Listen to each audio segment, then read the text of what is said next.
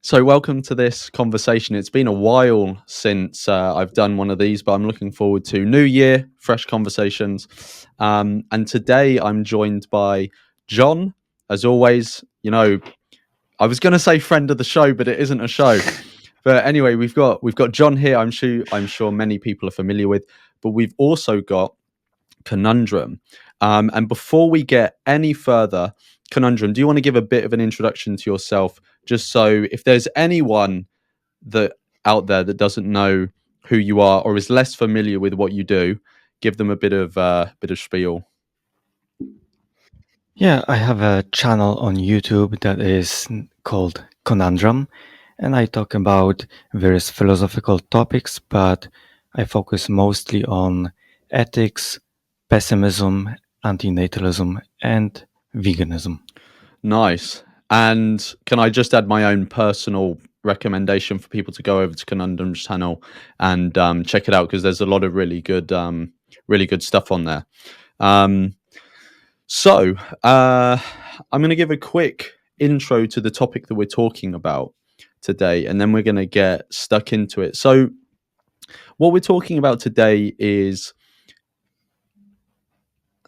I don't know what the best way to put it is, sort of antinatalism and charities or charity donations. And the reason I wanted to talk about this topic is because, if I just be very honest, I want to encourage more of a culture in the antinatalist community of giving to charity. Um, and I think that we should have open conversations about what issues and what specific charities within those issues that we should donate to. I think those are important questions, and they're important answers to get. Um, Now, where does charity fit into antinatalism on a basic level? So, antinatalism itself is obviously just a philosophy, and it's something people can discuss. But obviously, when it's an ethical philosophy, and so when someone accepts a certain ethical position, that by and large has implications for their actions.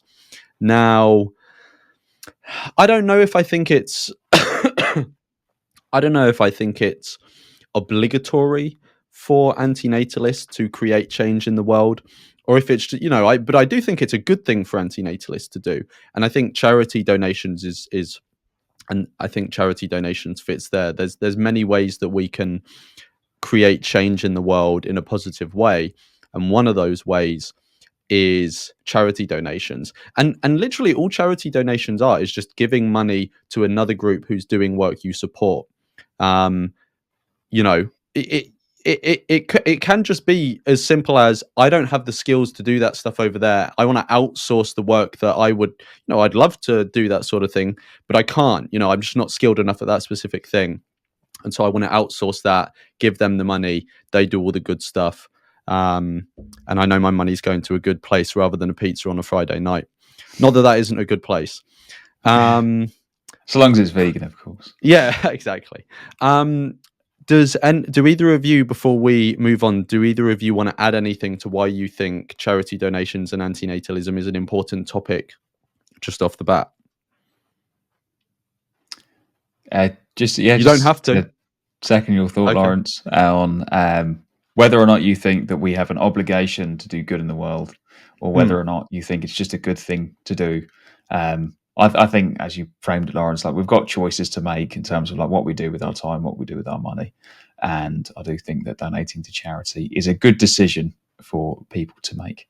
That's basically it. Yeah, definitely. There is no need for obligations because we probably don't even think that vegan activism is an obligation for anyone, but still many vegans engage in such activities. So probably with other things, including antinatalism, it would work in a similar way. Yeah. No, 100%. So I wanted to get stuck in straight away with what I see as an interesting question. So someone might be watching this and thinking, well, you know, maybe I donate to charity already, but like, I have my specific charities I like to donate to. Why, as me as an antinatalist, why does that change what charities I would donate to? Why would I donate to specific charities as an antinatalist as opposed to anyone else, right? So what considerations do you two think antinatalists should take into account when they're choosing what causes or what charities they should donate to? Or would you push back on the idea that antinatalists do have specific considerations that they should make? John, do you want to go first on this one? Sure. So I think there are many ways in which antinatalist, like charitable giving, aligns with, I don't know what you want to call it, normie charitable giving, in a sense that antinatalists don't need to do anything special. But I do think, for example, that as antinatalists, there are certainly things that you wouldn't want to donate to. So just to pick an obvious example, fertility support. Anything that involved the breeding of animals, for example, anything that involves bringing new sentient beings into existence. Those are the kind of considerations about where not to support. And then in terms of where to support as an antinatalist, it might tip you towards leaning towards those causes that do prevent sentient beings from coming into existence. So like animal agriculture type charities, kind of vegan charities, for example, charities that provide access to contraception, whatever it may be. So I do think that it does have some, it definitely does have some, it affects where you might want to donate. Like there are some considerations that I do think antinatalists have when it comes to donating to charity, but there are going to be plenty of charities which you definitely don't need to be an antinatalist to support. And also the charity doesn't need to have antinatalist in the title, because I'm not even sure if there are any charities that do, for it to align with antinatalist ethics. Conundrum, what are your thoughts? I think we will be repeating each other's spots very frequently here. And as for considerations, there probably are things that apply to everyone, such as checking the effective use of resources. So you would probably want to donate to organizations or causes where you will get the most bang for your buck. And maybe you will also want to look at the impact. So how much of the negative you decrease by your donations. Yeah. And easy examples would be for impact. I think the most effective thing would be various forms of vegan activisms or animal rights activisms or organizations, because the impact is like the biggest. As for the use of resources, there already are organizations and groups, websites that check for effective use of money in various organizations. So that is already there, already available. Yeah, so the only thing I would add to that is I think there is, and I may be stating the obvious here, but I think there is a consideration that antinatalists need to make when, because I don't think, personally, I wouldn't say, I don't know what your guys' positions on it would be, but I wouldn't say that antinatalists need to exclusively donate to, if they are going to donate to charities, I don't think they need to exclusively donate to charities that are sort of focused on lowering birth rates, if you get what I mean, or focusing on the prevention of beings coming into existence.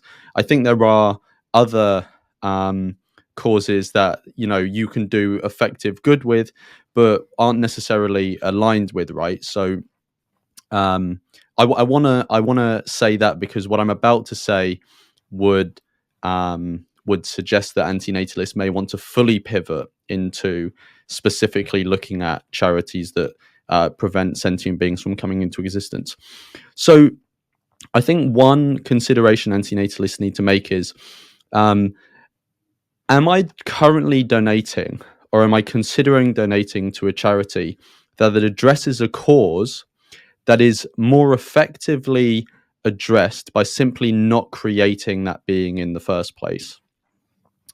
Um, so, for example, there are some uh, there are some what would you call it? Like if you take like Fistula Foundation, for example, Mm. right? Now, Fistula Foundation is a charity that, I mean, I don't know if it still is, but it at least for a significant amount of time was promoted by EA groups as an effective charity to support, right? And for anyone that doesn't know, a fistula is, without going into detail, it's essentially like an injury or a complication that a woman can sustain during childbirth. And I mean, one, it's just, it's very painful, not very nice, but it also leads to social stigmatization and isolation. And just to say as well, like Yeah. most fistulas occur in very young mothers, like 12 to 15 kind of age. Yeah. And so an antinatalist may, and to be honest, this actually did happen to me. I used to donate to Fistula Foundation, but an antinatalist may think, well, I mean, first off, I do want to donate to things that align with less sentient beings coming into existence, but also it seems more effective to donate to charities that reduce the instances of births per se, because then that is going to indirectly lead to a reduction in the amount of fistulas anyway, right? Because the reason the fistula has happened is because there's a birth going on. So that's just one example. I'm sure there are many other examples where someone can think, I'm currently donating to a charity, but actually it would probably be more effective if I just switch lanes to donate straight to charities that are focusing on sentient beings not coming into existence in the first place, rather than you putting your money into some sort of charity that's working on alleviating a problem once it's already been created. I realize that was probably a convoluted way of saying that, but I might push back on that. I might push back a little bit. Well,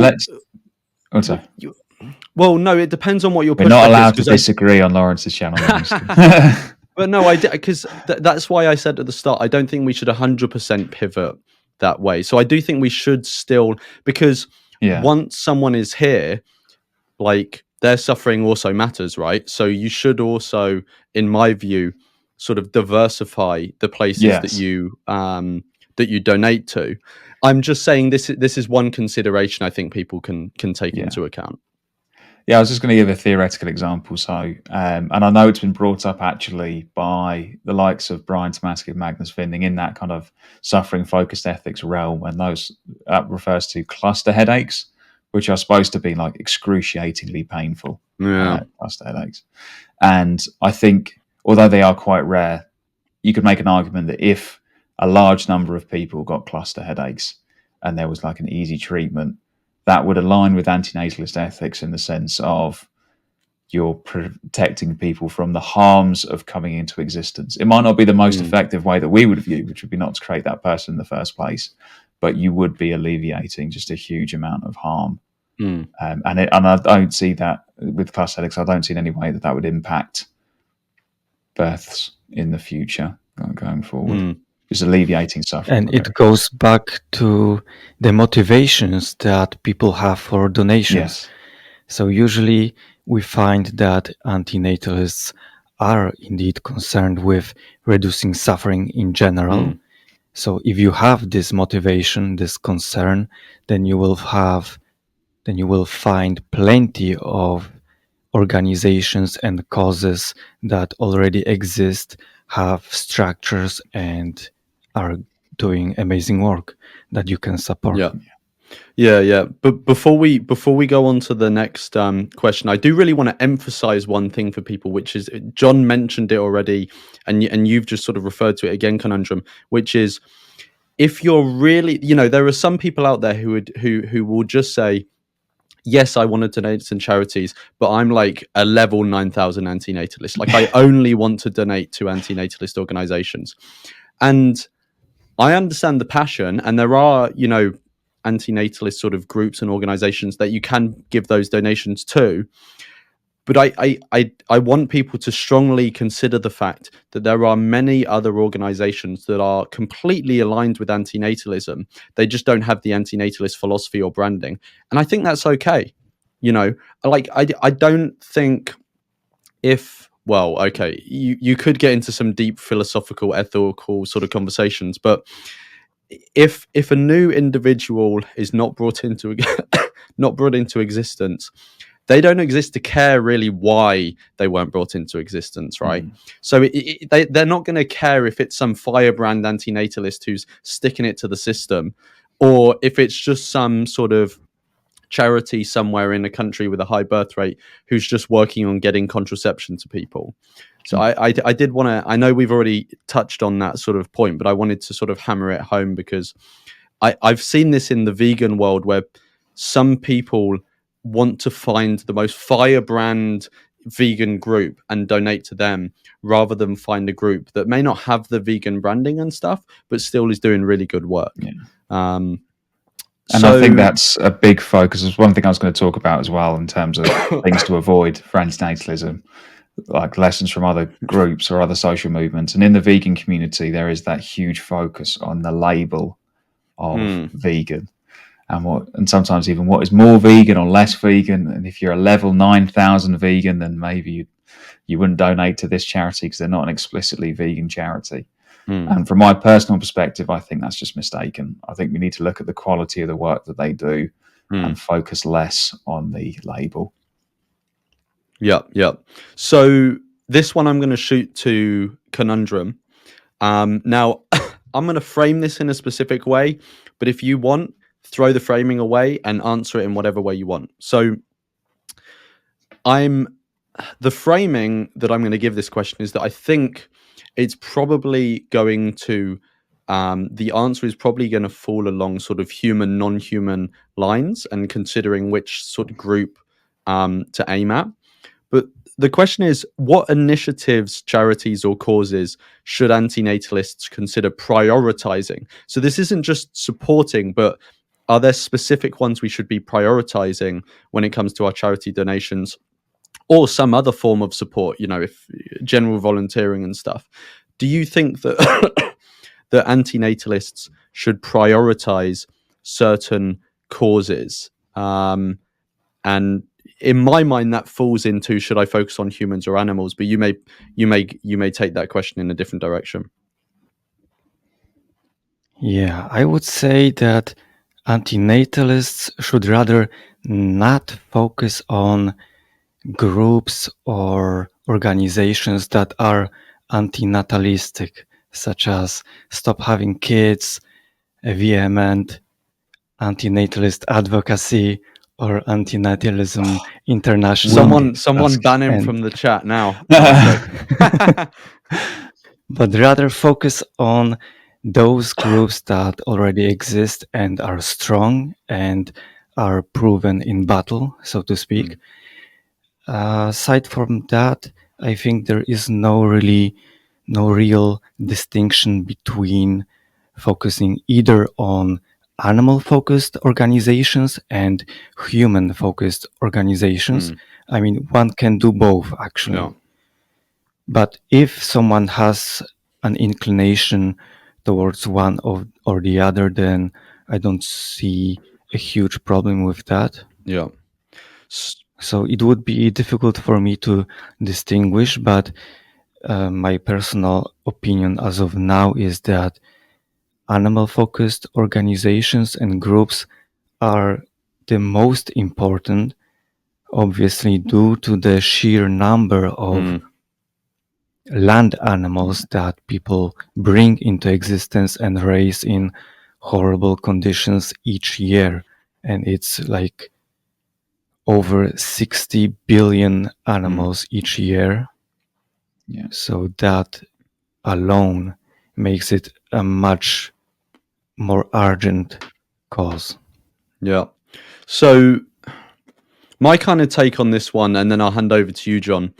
So my take on this one is that I, like you, Conundrum, I can't fully sort of put my foot in one, or put my, to use a non-vegan phrase, like put all my eggs in one basket or fully bet on one horse, because I find it really hard to take into consideration all of the things that could be taken into consideration. I think you'd need some, really advanced AI, and even then it would probably be wrong. And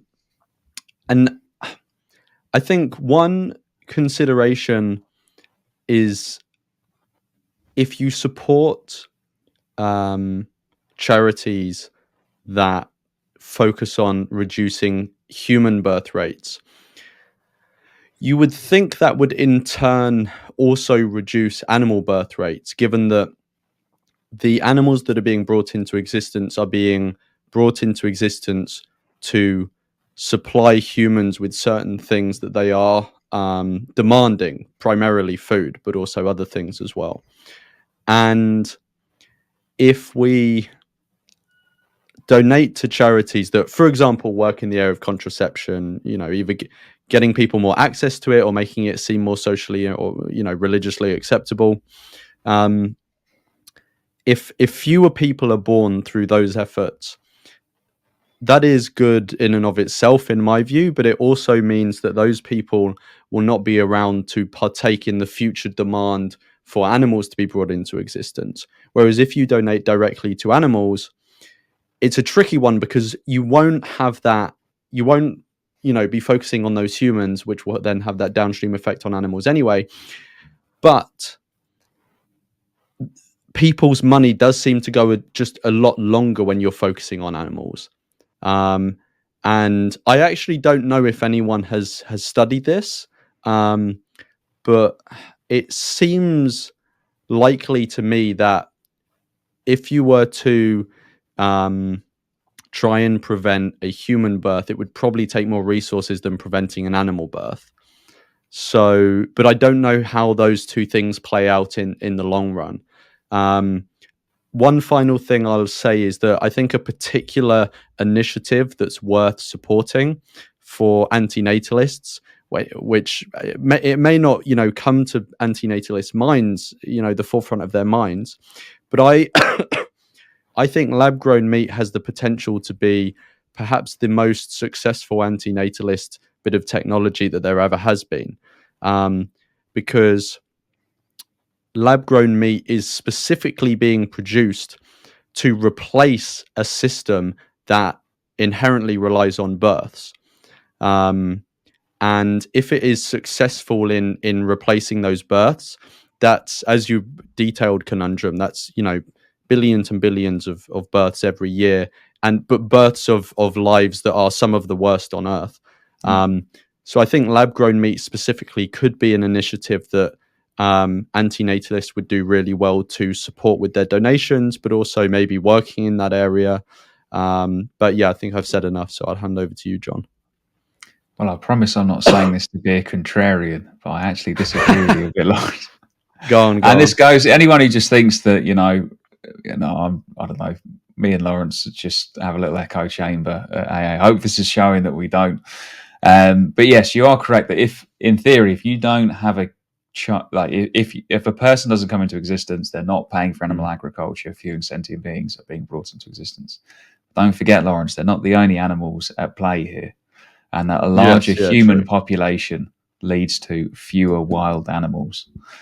And we're going full Tomasic on this one. We are, and this is why I focus mostly on animal agriculture rather than human procreation, because there is this strange, like on animal agriculture directly, because there is this strange relationship between more humans, more destruction of the environment, but fewer wild animals.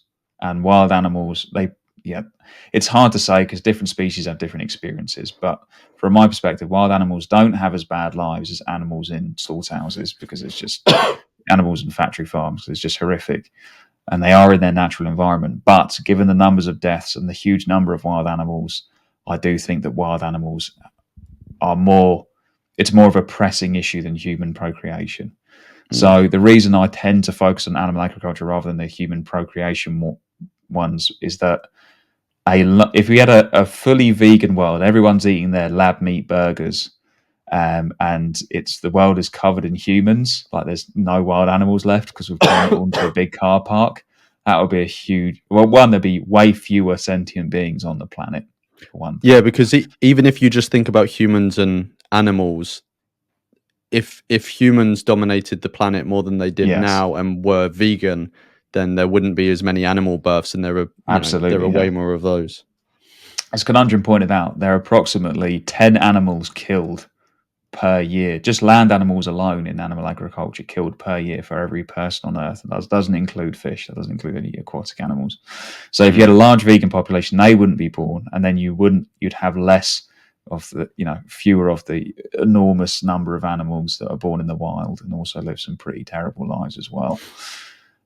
So because of that strange relationship between more people, fewer wild animals, I tend not to donate to human procreation charities. Well, okay, so this is interesting then, because this feeds on to the next question, which is, are there any initiatives, charities, or causes that antinatalists may currently be supporting that you believe conflict with antinatalist ethics? So what do you think about that? Would you specifically discourage antinatalists from supporting charities that focus on reducing human birth rates, or No. are you not going balls deep on the Tomasic No, front? I wouldn't go that far, because another thing we need to do is, in fact, I remember this came up actually. Freed Animals brought this up when we were chatting about a year ago now, Lawrence, and that was that in theory, I could be having lots of children right now, and then those kids would trash the environment enough that fewer wild animals would be born. And in theory, that is plausible, but there is an element of supporting antinatalist ethics, which is more obvious within, like giving off an antinatalist message, which is more obvious when you do support something like a contraceptive initiative. So I wouldn't say that every antinatalist should try and stop that, because again, there are benefits to doing that in terms of like the antinatalist message. I wouldn't say that they're not antinatalist causes, because if I did say that, then I should really put my money where my mouth is and have kids of mine. But I personally don't think they are the most effective things that we could be doing when it comes to preventing animals, sentient beings, human and non-human animals being brought into existence. I do think your animal charities are probably better. What are your thoughts on this conundrum? Do you think there are any places that antinatalists could be currently putting their money that you think actually may conflict with antinatalist ethics?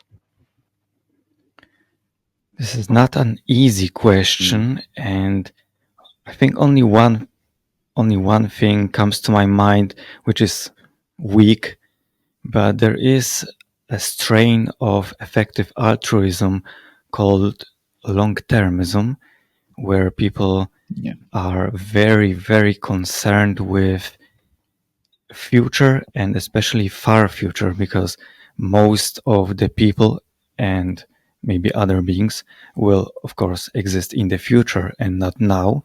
So that's why they focus on making the future as good as possible, even at the cost of the present.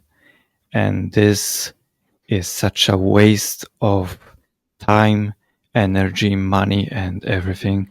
So probably focusing on this is counterproductive. Yeah, and I had two, and I think one of them kind of aligns with what you just said. Not that I'm really sure many antinatalists would be supporting this, but I think one thing that antinatalists should definitely not be supporting is efforts for humans to leave this planet. Now, I'm not sure if there are actually any charities that are set up that you could donate to actually further that, because I know it's mostly sort of private companies or governments, places like what's what's Elon Musk's company, SpaceX? Yeah, SpaceX. So there's companies like that, and I think Richard Branson has some efforts as well. And I know there's a range of governments who are, thinking about bases on the moon or going to, putting humans on Mars and stuff. I think there are a few that do come under the long-termist bracket that Conundrum was bringing up earlier. A few organisations, EA type organisations that do focus on this. So I think those general sort of, even though they are slightly separate, sort of space colonization and long-termism, one's more of the sort of ethos and philosophy, and one is more of a practical implementation of that. But I think I agree with Conundrum. I think that is very counterproductive to support. I think it goes against antinatalist ethics, because once we leave this planet and we can sustain viable populations in space, this massively opens up the canvas on which we can grow the human population. At the moment, we are at least somewhat constricted by our Earth's capacities. But I just think if we left this planet, that would be a Pandora's box that that would be awful, I think. So I think that's one. The other one, I think, is one we've mentioned it quite a few times. I think it's a very sort of like just easy throwaway sort of answer. Is I think many antinatalists will be supporting animal agriculture through their food choices and other choices, and I think that is just a complete own goal when it comes to antinatalist ethics. Not to try and point fingers at people, but I just think considering antinatalist ethics, I don't see any meaningful reason to distinguish between humans bringing other humans into existence and other animals. And if we don't put any ethical importance on that distinction, then we realize that animal agriculture is by far the biggest birthing system on the planet. So I think antinatalists avoiding that is a good move, I would say. I did think of one more, Lawrence, that is go on. A bit counterintuitive. And this as long as it doesn't contradict anything I think. No, I'm joking. No, not at all. Well, this is a tricky one for antinatalists in particular. And this is what's known in philosophy as the poor meat eater problem. The idea being that saving human lives will lead to more suffering in the long run, because those humans will eat animals, etc. And I do think that this is optically, it looks very bad to talk about the poor meat eater problem. So maybe I'm taking a risk by doing this right now. But I do think that there is some logic to that. The idea being that if we focus all our efforts on saving lives, then those humans... Is this Michael Plant's thesis? Is this what you're Michael Plant's thesis? It's a long term, but it's been formulated in different ways. The idea being that, if I save a life, that person goes on and brings a lot of more sentient beings into existence who will then suffer and die. Now, it's not up to me, I don't think, given how difficult it can be to, discuss this, because it is a very difficult topic for people. I don't think it's my place to say what people should or shouldn't think about that problem.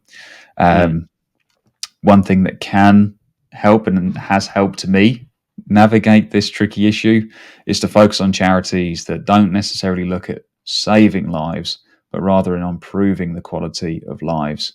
So charities, for example, that work in mental health, that seek to stop people from suffering, that don't necessarily have a focus on prolonging life, but rather improving it for those who are already here. That's something that people can do to avoid going down the completely misanthropic rabbit hole, if you like.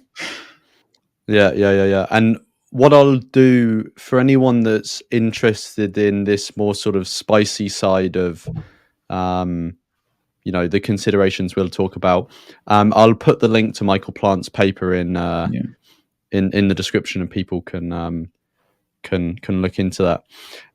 Conundrum, do you have anything else to say on this, or should we move on? I'm handing you the shovel. If you wish to use it, that is your choice. I wish not. A wise choice. Cool. Okay, so this one, I think we may have raised some subjects that we would use as an answer to this question, but I think it's worth asking. So, and I'll go for Conundrum if you answer first on this one. So, are there any issues related to antinatalism that you think are underserved by organizations and charities at the moment? So, for example, just to give an example to sort of illuminate what this question is asking, one answer I would give off the back of what I just said is I think I think an arena or an issue that is being underserved by charities at the moment is the arena of trying to prevent us from leaving this planet. I think it would be great if a charity was set up that lobbied governments and private corporations to think about the ethical considerations of panspermia. I actually I actually spoke about this a tiny bit with Oscar Horta in the conference. So yeah, what do you think about this conundrum? You don't need to specifically talk about the subject that I just brought up about panspermia, but any sort of issue related to antinatalism that you think is underserved and needs more charities working on it? I think this is a question that is very difficult to answer, mostly because there would have to be some metric of how a given cause gets money, how much money it gets, and the results it gets. And I don't have this information, so maybe I could share only my hunch. And there are things that are very related, especially for human procreation. And basically, the world looks like this, where the global north is much more wealthy, and increasingly it has plummeting birth rates. In many countries, the birth rates are even below replacement rates in North America, in Europe, but also in China. But there are countries, much poorer countries in Africa, in Southeast Asia, where the birth rates are approximately 4 to 6 children per woman. So there are reasons why some people have more children, and those reasons are not only the want of having children, but they are results of the circumstances and the way of life. And what happens is, for example, if you are a child, you are poor, and maybe you get to go to school. But if you get sick, then you're not going to school. And if you're not going to school, you're not getting any significant education, which means you stay poor and you get stuck generation after generation in this cycle where it's very, very difficult to get out of. And people in these circumstances have less access to contraception, to sex education, and to basically other ways of life. So there are specific considerations that we can look at that maybe do not target procreation directly, but those other background circumstances of the people, which are actually, I think, easy to address because it's not that expensive. And one such cause is, for example, deworming.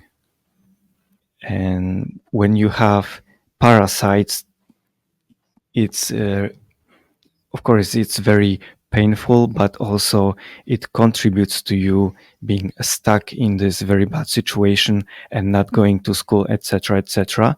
But deworming is very, very cheap. So every dollar counts. and every dollar counts a lot. So this is, of course, just one example of increasing health and the outcomes and the quality of life and just making the world less bad, Yeah. which I think is underserved because it's such a weird thing to even think about, like parasites in some distant country, right? So probably it doesn't get a lot of spotlight, which might be the reason why it's so underserved. Yeah. No, sorry, John, are you going to go? Yeah, I was going to say I totally agree, and I think a big part of that is that the issues that affect people in rich countries get all the funding. So there's tons of funding in the UK, which is a very wealthy country, for cancer research, because everyone in the UK pretty much knows someone who's died of cancer, but we don't know anyone who's died of malaria, or, as you said, Conundrum, very rare to know someone who suffered with severe, like it's quite rare for school children to miss time off school because they have gastrointestinal worms. So totally agree. I think on that note, I think female empowerment initiatives are just fantastic to support from antinatalists, both obviously just from an ethical point of view, but in terms of aligning with antinatalist ethics, helping women make procreative choices, not being stuck in marriages without consent, without access to contraception, essentially just becoming baby makers. Any kind of empowerment initiative like that, I think, is a fantastic thing to support along the lines that you said, Conundrum. And I know that on the website Our World in Data, on their page on fertility rates, they talk about how the three key drivers of dropping fertility rates across the world have been female empowerment, which, sort of umbrella term for women getting an education and entering the workforce. You've also got lowering infant mortality rate, and then you've also got the increased cost of raising a child. So I knew it would be hard to think of a charity that works on making raising children more expensive, but the other two are definitely, indirect ways that you can support a charity that focuses on those, and indirectly it sort of helps this wider effort of lowering birth rates. And that sort of, it feeds into what you were saying, Conundrum. But there are reasons why it costs more to raise a child. You just live in a country that gets wealthier and wealthier, Yeah. right? So you just buy more expensive stuff. Yeah. So once those charities and organizations that increase education and industrialization of a country and health of the population then just feed into, well, just making things more expensive, Yeah. or rather making expensive things available, including education, housing, etc., etc. No, 100%. So now I wanted to pivot a bit more onto the communities that are associated with, well, one of the communities that is associated with charity donation, which is effective altruism. Now, we, throughout this conversation, I think all three of us have referenced effectiveness. Putting somewhere where your money is going to do more good than if you put it somewhere else, but it's still doing some good. And effective altruism is a community and an idea that centers around doing good based on reason and evidence, to try and find the way to do the most good. Now, I think the upside of that idea is probably clear to most people. If you have limited resources, you want to do more good, the most good you can, or more good than you otherwise would with that money.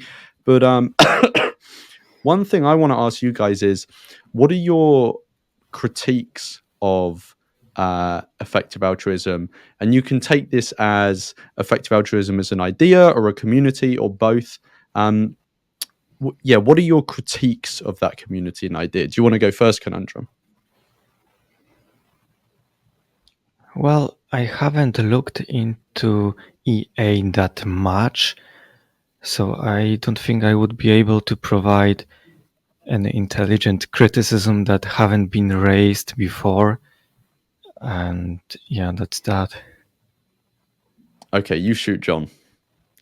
Sure. So I think one of my main criticisms would be something that you mentioned before, Conundrum, long-termism. Now, there are some things within long-termism, because it is quite a broad bracket, that actually could be good to support. So, for example, I don't think that a nuclear war would be a good outcome for antinatalism, because it would not, people think, oh, it would wipe everyone out, it would be like the red button. It really wouldn't. It would result in a lot fewer people for a short period of time, but just a complete destruction of society. Wild animals suffering, like any kind of moral progress that we'd made would essentially revert back to zero. So yeah, not good. So I do think that some stuff could be worth supporting, but all of the panspermia stuff, all of the sentient AI stuff that comes under long-termism, the idea that it'll be a good thing to spread sentient beings throughout the universe and create more of them in AI, this kind of thing. Very, very much against that. This one isn't so much of a criticism, but I think it's more how people misunderstand EA. And that is that there is no number that you can put on a charity alone to say which one is better than the others. It all comes down to what you value. So, for example, EA are utilitarians, so they care about reducing suffering, promoting well-being, and then when it comes to animal agriculture, they recommend charities that reduce suffering, promote well-being. I do think that one criticism of that is, while they are really good, and I do follow EA's recommendations and donate to a lot of their recommended charities, is that there are certain things that are important that are just missed by the utilitarian metric. Societal change, for example, like how do you measure that? How do you measure effectiveness of that? I remember Magnus Venning was talking about how it's important, as being a vegan has an advantage in terms of putting out a message to society, like, I am a vegan, as important things for an individual to be like, I'm not just reducing suffering, like an identity point. It makes you do it in the long run. And it has led to criticism, and I think some good criticism from animal activists of EA, that they're so focused on reducing suffering that they're overlooking the transition to plant-based agriculture. They're overlooking like the societal change because they're too focused on welfare initiatives.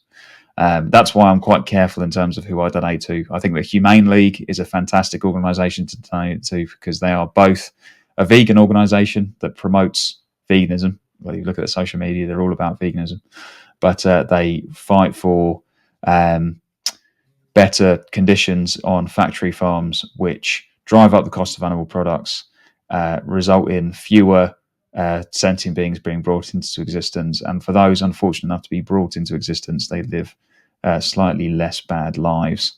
So that's just a criticism there, the focus on welfare because of the utilitarian focus.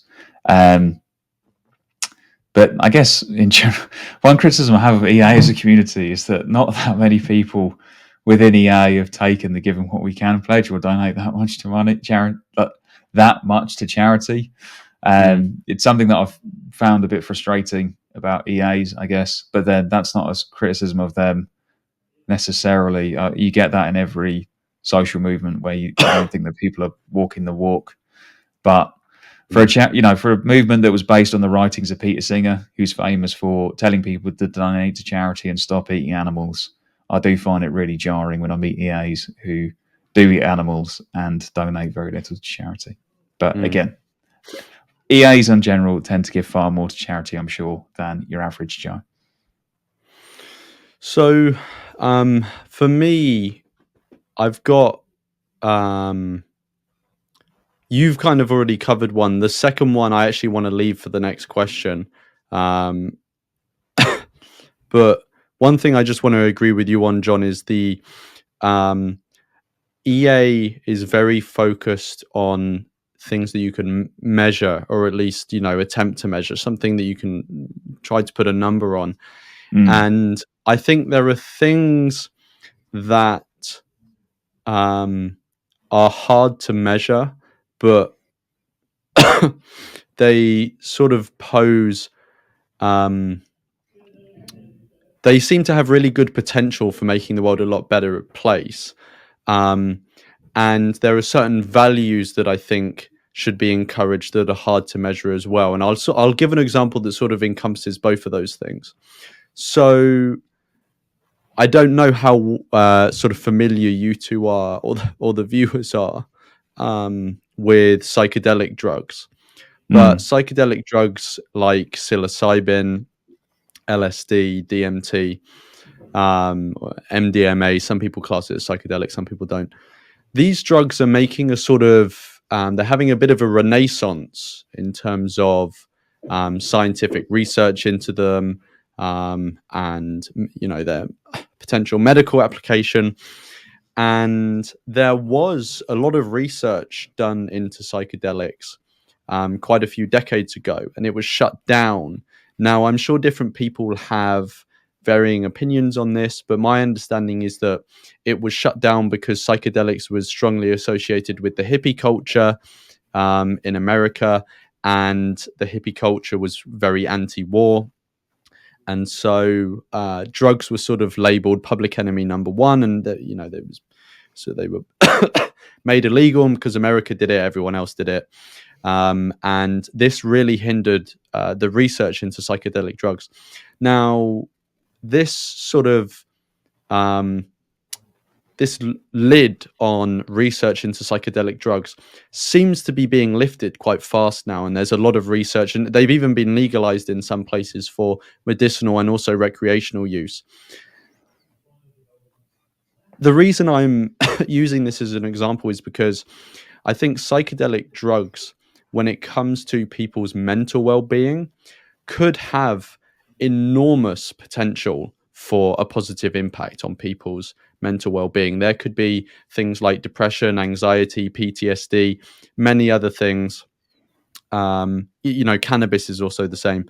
There can be many medicinal applications of these drugs that have been not explored, or when they have been explored, they've been shut down. And these things are sort of more coming out now, and they seem to have great potential for making the world a better place. And I think I've personally never seen that discussed in EA forums, and I think it is a potentially really big way of making the world a better place. And I also mentioned that there are certain values I think that can be promoted, and EA kind of misses this sort of promotion of values rather than pursuing specific initiatives that you can measure. And one of them is academic freedom and open scientific inquiry, which was the opposite was being put in place when the research around psychedelics was being hushed. And I think it's good that at least in the West and hopefully wider, that is now being lifted so that this research can be done again. But I think psychedelics is one good example of where EA misses two things. One, these sort of more, I don't know how you'd refer to it. I guess they are a bit more wishy-washy ways of making the world a better place, not really that well measured. But then you've also got the promotion of certain values, which I think are important. Yeah, I don't know if either of you have any thoughts on an example like that. But if not, we can move on. I do think your values point is, I think EA, it's hard to know what the EA community is thinking because, understandably, for the sake of its own effectiveness, it has to be very media savvy. So they try to be very politically non-partisan. They don't always get it right. And I do wonder that things like promoting research into drugs in America, right-wingers would point at them and be like, oh, you're being partisan, you're being, lefty snowflakes. Whereas if they were going quite gung-ho on free speech, people being, oh, you're just, lefties might be like, you're fighting the culture war, you want to empower bigots, whatever it might be. And they do get criticised from both left and right. So I think they are in a very tricky position. And anything that could potentially tar them one way or another, I think there'll be some consideration within about whether it's a good thing to pick up to not appear too partisan. Yeah, I think I know we don't have to get too much into this one point because it's more of like a pet interest of mine, but if there are any EAs watching this and want to push this sort of thing forward and they want to appeal to a more conservative audience, one way you can do that is that psychedelic drugs are being explored to help veterans get over PTSD, especially DMT is being used in group, because often someone's going to be watching this who's going to know more than me, but my understanding is that often in the military, when a service person has been has got PTSD, has got some sort of trauma, it's often in a group setting. And so from what I've read, the uses of psychedelics for veterans is often done in a group setting as well, because it's sort of like the damage has been done in a group setting, and so you use that same group setting to heal in. But anyway, that's just for any EA sort of interested in this, looking at this topic. You can use that sort of veteran angle with conservatives. The next thing I want to ask is, and again, I'm going to go to you first, Conundrum, but if you want to bat this away, just go for it. What, and be as general as you like with your answer, what can an antinatalist perspective contribute to discussions around effectiveness?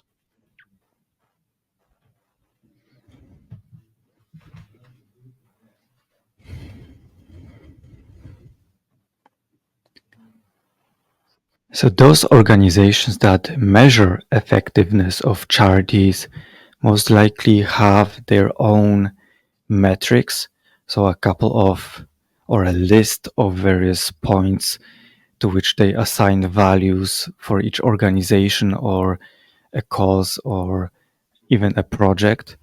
And organizations and antinatalists could even add some of such points to a list, which could include even the number of animals brought into existence to evaluate organizations that fight for animal rights and something like that, maybe.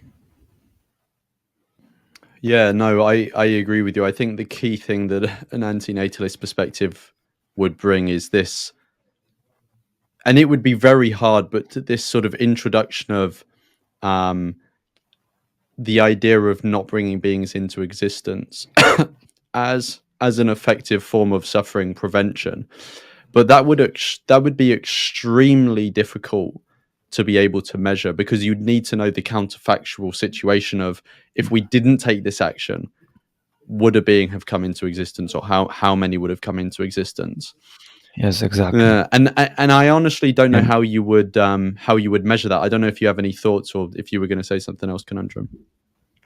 Unfortunately not, but there are various other organizations that work for the preservation of environment, so ecological concerns, and organizations that fight for, or rather against, climate change. Yeah.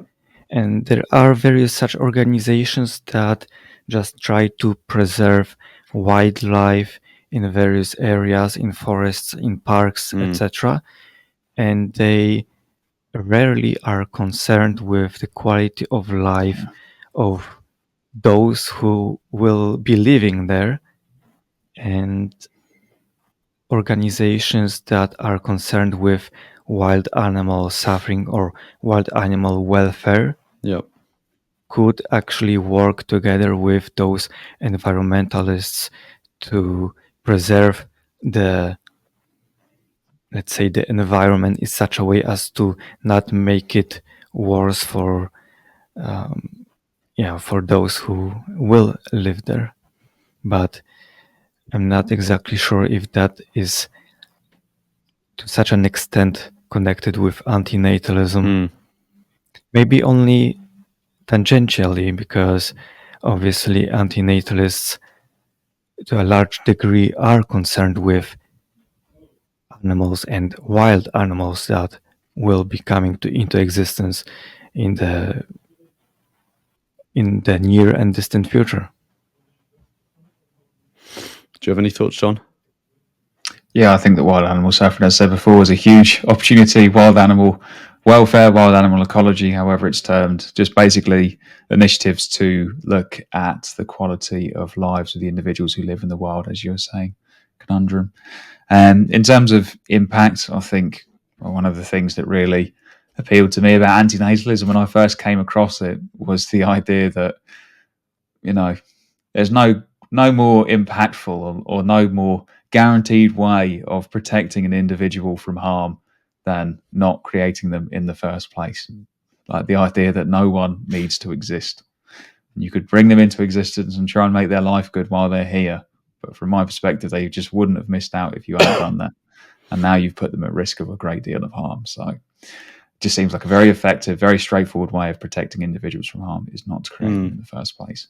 And I think that perspective is so often missing in efforts to do good in the world. So the reason, I was just looking at my phone because I was actually trying to find a bit of information for something that I wanted to say off the back of this specific discussion about if there is any way that we can measure the amount of beings that we, would prevent coming into existence. And it's a difficult one. I think I can't think of any feasible way that you would be able to measure something like that. Maybe someone far more intelligent than me will be able to come up with something. But I think one thing that antinatalists at least can do is crowdfund essentially like considerations or mechanisms that we've been talking about here. So what I mean by that is we may not be able to measure specifically that metric, but what we may be able to do is identify certain activities that certain charities do that do good, but have an unintended negative consequence of producing new beings. And what antinatalists could maybe do is crowdsource a sort of resource that highlights these mechanisms and says, if you're thinking about donating to this charity or this specific activity that maybe several charities work on, this is something you should take into account. This is something you should be made aware of. Effectively, it would sort of be like the sort of community notes function on Twitter or X, where if someone makes a post on X and there is something that people take issue with, they think it's in terms of it's factually incorrect, not like a values thing, but it's factually incorrect. There's a community notes function where I believe anyone can attach a note there and it gets upvoted or downvoted. And it would be interesting if someone came up with a similar resource for antinatalist considerations for different charities. That's the only thing I can think of, which isn't a way of specifically measuring that, but it is a way of communicating to people that they may be supporting something that they don't intend to be supporting, if you get what I mean. Cool. So we're sort of getting to the end. Actually, I want to round things off because we've gone over an hour. So I'm going to skip straight to the last question. And I wanted to ask your guys' opinion on how you think it seems that from this conversation, all of us agree that the antinatalist community should have more of an ethos of giving. We should, if we can afford it, give more of our money to charities that we believe are doing good work. How can we nurture a culture of giving in the antinatalist community, and what barriers would we likely face in nurturing this culture? Conundrum, do you want to go first? I would preface my response with saying that I don't think we have such an obligation, but the lack of such an obligation isn't really a concern. But what I would say to the question itself is, I think just giving very positive examples of, let's say, giving a certain amount of money to this organization that performs deworming in this and this country leads to, in the long run, such and such outcomes. And just producing such examples from time to time and exposing the antinatalist community to them, to these examples, I think could really improve the outlook of people there.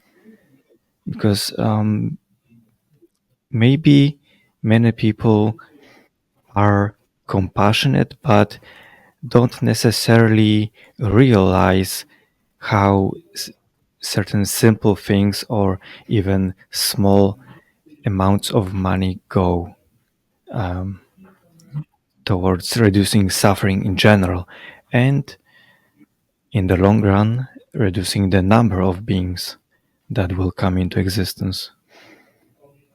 Yeah, 100%. John, what are your thoughts? Well, before I let loose, how long do I? I could try and Just cut it to like my. like a couple of minutes. Okay, sounds good. Would you like me to talk about the barriers, like the Yeah, go on. community Yeah. might face? So I think donating to charity is massively underrated in the vegan community, where a lot of the more active members of the antinatalist community will come from. I think in the vegan community, there is a very large focus around how you use your free time, as in people think you should spend a lot of time doing activism, and that's often good. But that appears to be, from everything that I've read, a lot harder to measure the impact of, and again, less impactful than giving your money to organizations who do good work professionally. There's not really a culture of donating within the vegan community. There's an activism culture, but it's all focused on how you use your free time. And I think that's very misguided. I think that we have an opportunity, especially as antinatalists, for people who won't be spending their money on children, even if we don't have particularly high earning jobs. Just by the fact that we're not raising children, we have more of an opportunity to donate than other parts of the community. And it's a huge opportunity that I think that we should take. In terms of where I think there are barriers, again, the lack of the focus on free time, like how you use your free time rather than what you spend your money on, which I think is misguided. For those who do want to make a difference and want to be ambitious in making a difference, we have a huge opportunity by being child-free people and using our money to do good. Yeah, so I 100% agree with John on the fact that antinatalists we don't have a unique opportunity to do an unusual amount of good, because obviously there are other people that don't have children, but many antinatalists don't have children, and like John said, that does free up out of the total amount of money that you will have at your sort of disposal throughout your life. A lot of it for other people will be sucked up by having a child and raising that child, right? So we sort of, unless an antinatalist chooses to adopt, they won't have that same constraint. And so there is a really important question, especially for more elderly antinatalists who are thinking about writing wills and stuff like that. So how can we sort of nurture more of a culture of giving in the antinatalist community? Well, I think the first thing is just having more open and more regular conversations about charities. So there are many antinatalist Facebook groups, Discord servers. Like, if you hear about a new charity that is relevant to antinatalism, bring it up in conversation. Ask people what they think about it. Do they think it's potentially worth donating to this charity? Discuss the pros and cons with people. I do this in various places, not just antinatalist places. So I think bringing up the conversation around whether people donate and where to donate, I think is very important. I think if if there are people in particularly sort of or relatively influential positions in the antinatalist sphere, it would be good if they talk about maybe where they specifically donate or the fact that they donate. It would be good if different Discord servers or Facebook groups. Well, I guess it's harder with a Facebook group, but with Discord servers, you could have a specific channel specifically for talking about donations. That would be good.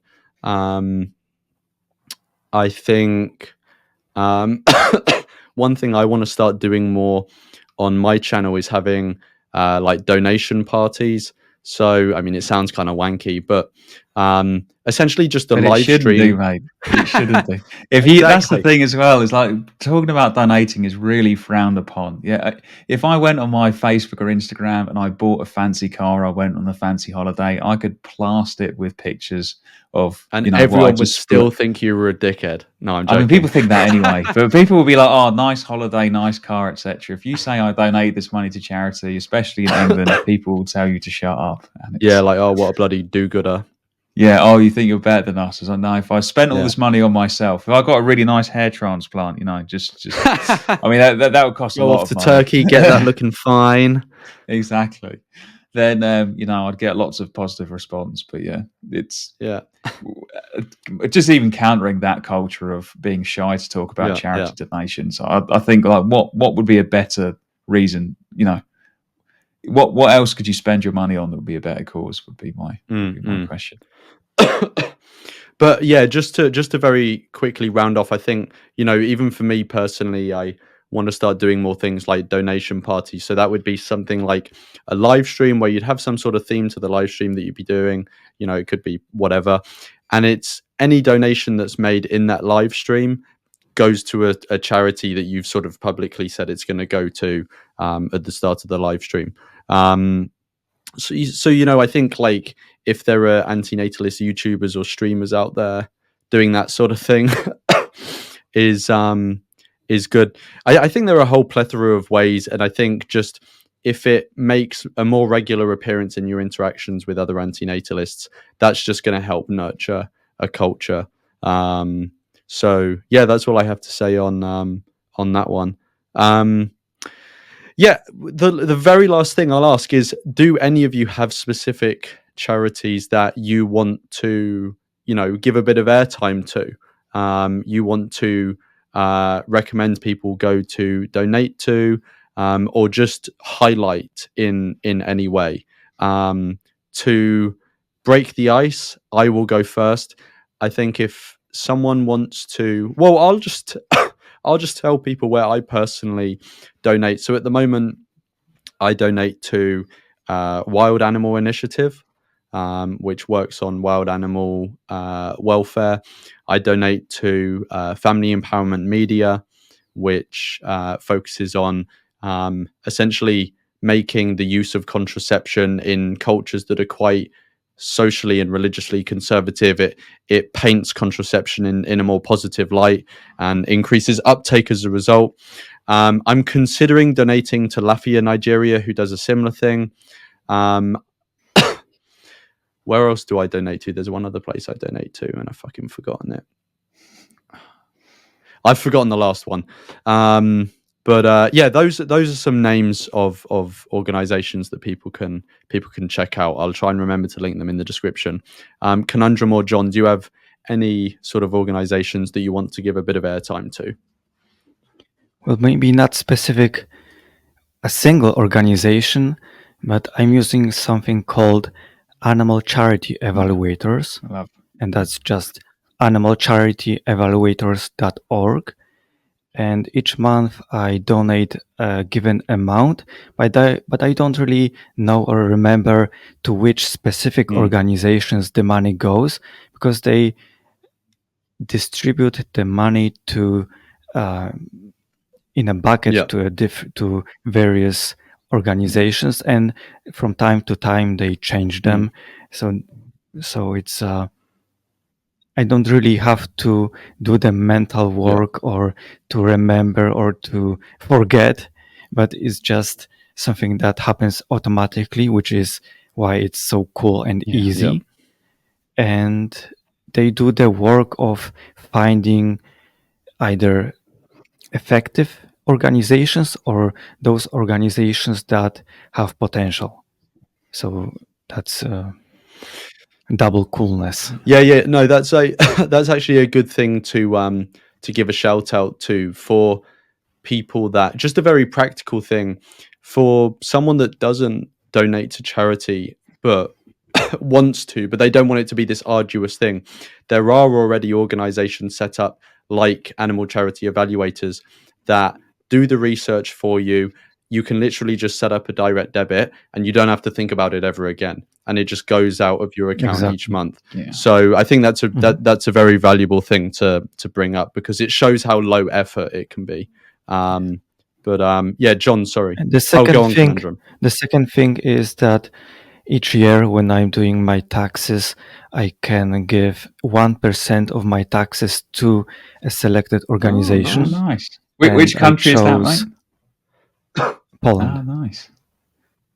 And I chose Open Cages, which is Mm. also an animal-focused organization. Yeah. Yeah. Fantastic. In the UK, I don't think we have anything like that, but we do have gift aid, which Yes. is any donation you make to an eligible organization, the government will give, is it 20 or 25% bonus on top of that? 25p for every pound.